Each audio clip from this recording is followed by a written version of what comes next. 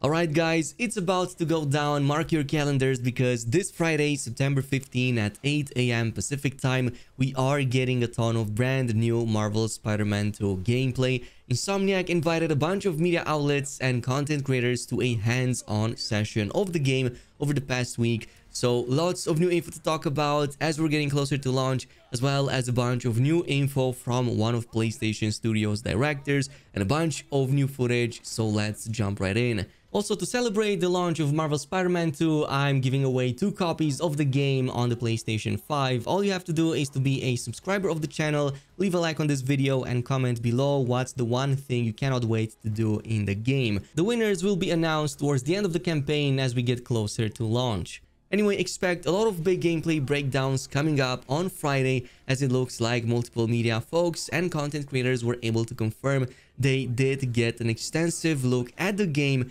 during the 2 preview events in London and in LA. So for now, it seems that they mostly invited members of the big media outlets, which makes sense. This is part of the marketing campaign and it seems that it's officially ramping up finally, but also a few smaller creators as well, die-hard fans and such of the franchise, so really looking forward to their early impressions.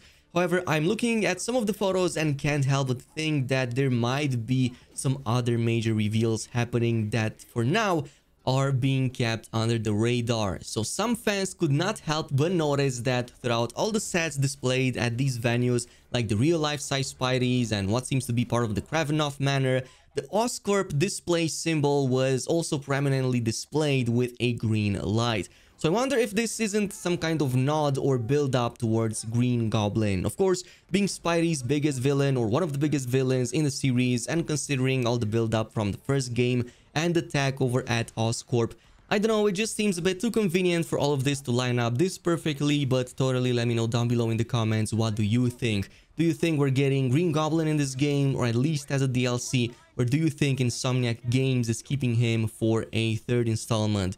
So far, we do have 3 confirmed villains. You, of course, have seen the previous trailers and the gameplay reveal. We had Kraven, who we know he wants the ultimate hunt. So at some point, he does come to New York City to hunt down the 2 Spideys.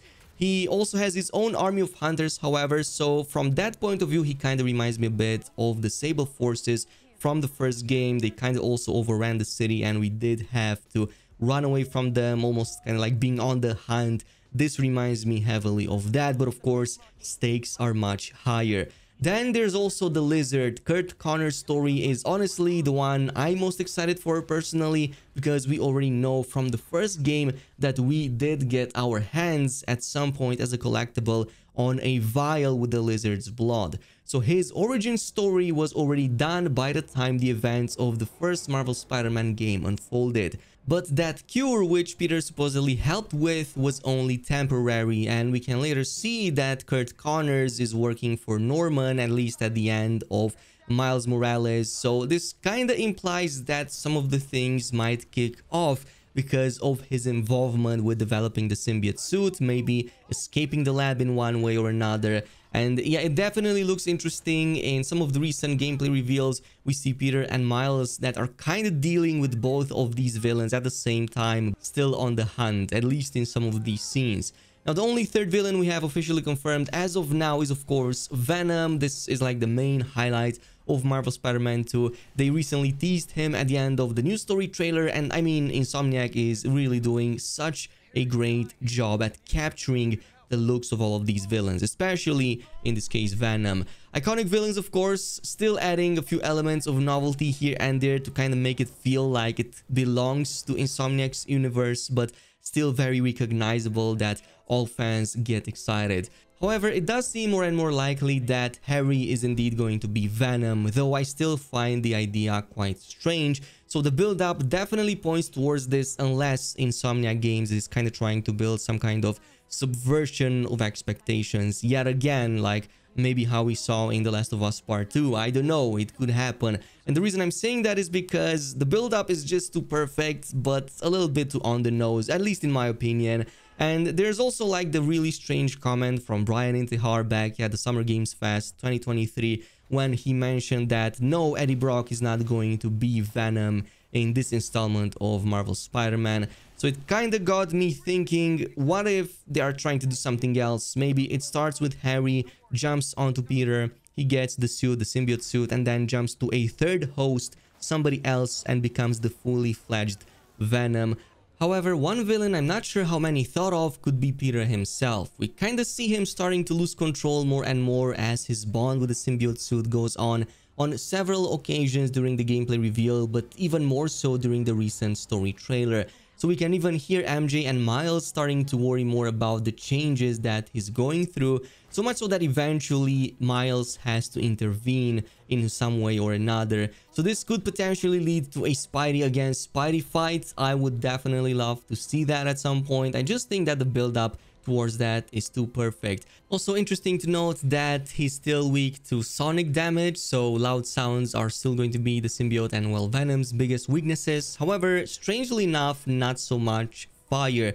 Fire used to be the second weakness he had after the sonic damage, but in this case, he seems to be perfectly fine staying in, well, a bunch of fire at some point. Either that or it's way behind it, I'm not exactly sure, but it does seem that he does get some new kinds of powers over there, maybe even some kinds of resistances.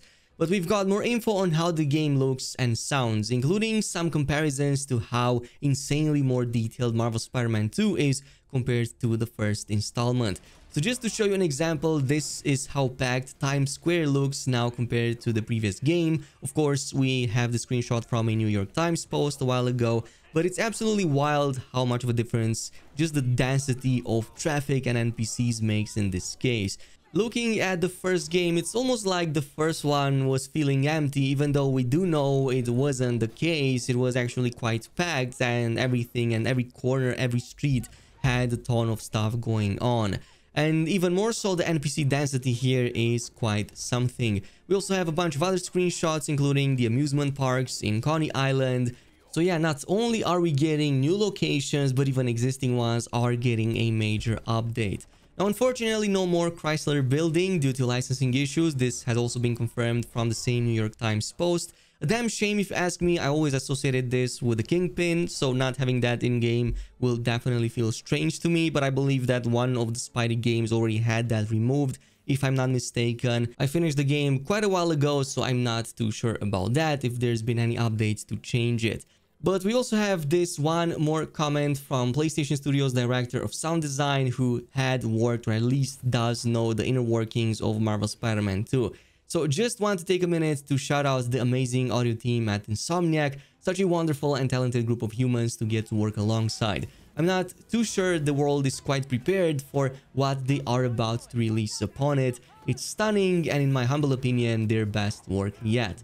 Good luck getting to the finish line. So yeah, quite a bold statement over there. We of course do know that PlayStation is using some interesting tech to make super high quality sounds for pretty much all of their game lineups, but I'm quite interested to see what this means for PlayStation 5 and what this is going to implement in terms of the new audio and features.